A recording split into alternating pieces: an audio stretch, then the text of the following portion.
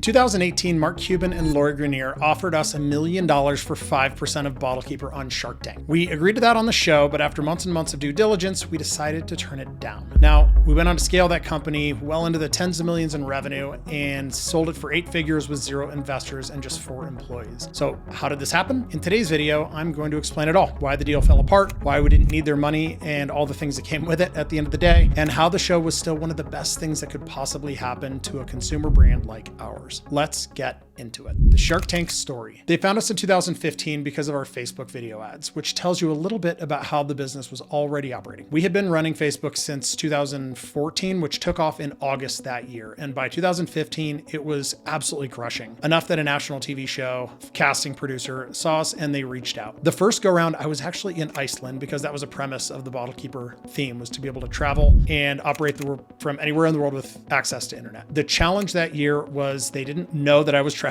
I didn't know this was going to be an issue, or I would have not done this. And they wouldn't let us come back and film that season. So they pushed us off to the next season. By then, we went from being a $150,000 a year company to a $1.8 million a year company. And they pushed us again because there were too many beer companies in that season. And for context, our company BottleKeeper was a premium insulated beer bottle jacket that my cousin invented on the beach, drinking a cold beer out of a red party cup. It meant to keep your beer bottle cold, protected, make glass in a space that is generally dangerous, not so dangerous. And obviously they had competing beer products on that time. So we actually pushed further out until 2018.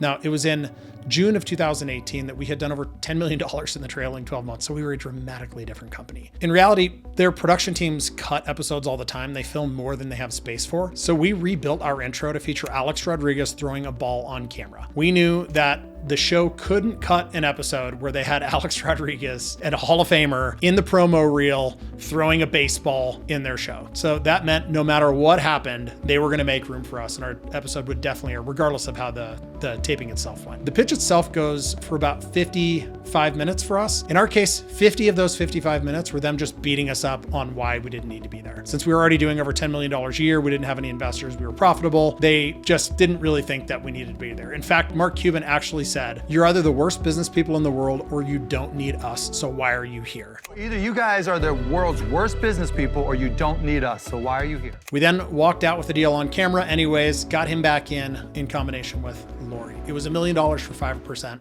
That's good too. Still. Welcome to the Warm Beer Haters Club. Oh my God. Both deals, months after the fact, after due diligence, collapsed for 2 completely different reasons. Lori's deal fell apart because she really just wanted BottleKeeper on QVC, and that wasn't part of our brand. We were a much more premium brand, so it didn't make sense. She was awesome to work with, though. Then Mark's deal collapsed over a tax problem. We hadn't fully anticipated going in. We had restructured the deal with him, so it was more of a consulting agreement, which she totally agreed with. We weren't going to take money from him, but there was a problem where you can't have his LLC own a position in our company because we were an S corporation, which was a tax selection that we had just changed. And if you change it back, it was going to trigger this massive tax consequence. It was like $250,000. So that didn't make sense financially. So we walked away from both deals, and it turned out to be the right call for us. What the exposure actually delivered. Turning down the deal didn't mean walking away from the opportunity, though. The show still aired, and we had an incredible and real effect on the business. We were super lucky that both when we taped the episode right before Father's Day and also when they actually decided to air our episode on December 3rd in 2018. Now, BottleKeeper was a massive gift product. Half our revenue for the entire year would come in the last 6 weeks of the year in Q4. So the timing, we could not have planned it better. It was right at the beginning of Christmas. In the first week after it aired,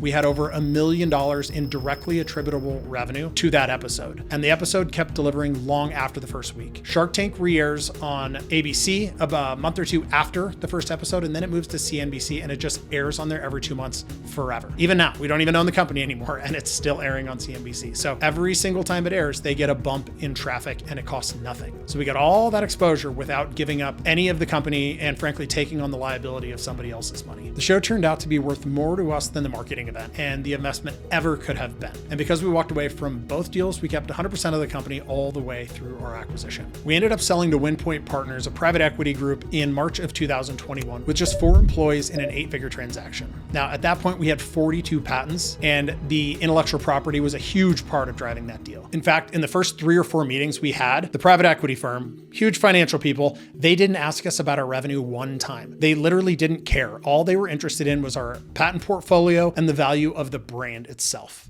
Why we never needed the money. That outcome doesn't happen by accident though. The reason we could walk away from $1 million deal is because the business was built from day one to not need outside capital. This comes down to one thing: fixed expenses. Me and my business partners started with just $10,000 investment each, $20,000 total, and the 2 of us, and no outside investment. No, we wanted to have no employees. We wanted to take on no outside capital ever. We wanted to build the company how we wanted to build it. The rule from the start was simple: keep fixed expenses as close to zero as humanly possible. So there were just the 2 of us. There was no staff. There was no office. Running what became an $8 million a year business in the 3rd year without having a single outside person on the payroll. And since our fixed costs were so low, they were near zero outside of just paying ourselves, every dollar of cash flow that went back into the business was reinvested into more ads and more inventory, which just allowed us to compound the growth without requiring outside capital to fund it. There was never a moment where we needed someone else's money to operate the business or to continue to scale. That's exactly why the deal not going through with Mark and Lori didn't really upset us in any way. Frankly, we were more concerned about the fiduciary responsibility of taking their money and what came with it. That model also meant that we never built a cost structure that required the revenue to sustain it. When you have no or very little payroll, you don't have an office lease, you have almost no overhead, you're never a bad month or 2 away from massive problems or company collapse. The business was able to breathe. We had these undulations that would change throughout the year. We were very much a cyclical product. And that's exactly why the multi-million-dollar deal felt more like an option and not a necessity. But none of that works if you don't actually understand and know your numbers. Every decision in the story, turning down the deal, walking away from sure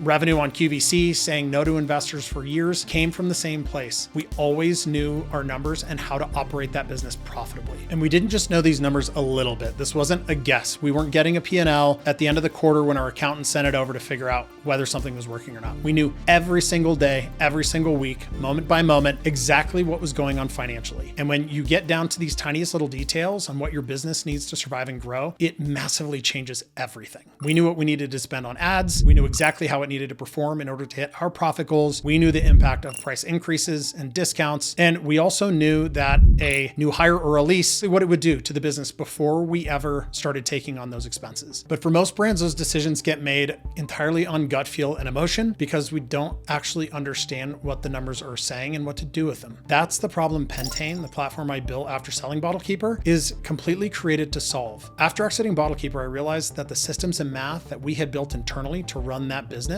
could actually be helpful to others. I was building these things for myself as the CEO of the business and also the person spending all of the ad dollars and building all of the structure. So we didn't have a choice. I had to have these things because I needed to operate it profitably. Pentane is basically those exact same systems made dramatically better and more powerful into a product, so that you don't have to sit around and figure out with your mass of spreadsheets how the things are working or find out the hard way after the fact when they didn't and you didn't know it. The system connects your QuickBooks or your accounting system. It pulls in your revenue, it pulls in your data from your ad platforms, and it shows you exactly where your business stands. It shows you what your contribution margin and contribution profits are. Those are the magical metrics. They're the answer to all questions. Is it working or not? What you need to spend on advertising, how the ROAS needs to perform in order to hit your profit goals, and exactly what happens when you change a price up or down. You add a discount, you hire a new person, you open a new office. The goal is to put you in the same position we were in so that you know the answers to the hard questions that are hard to get to before you go and start to execute them.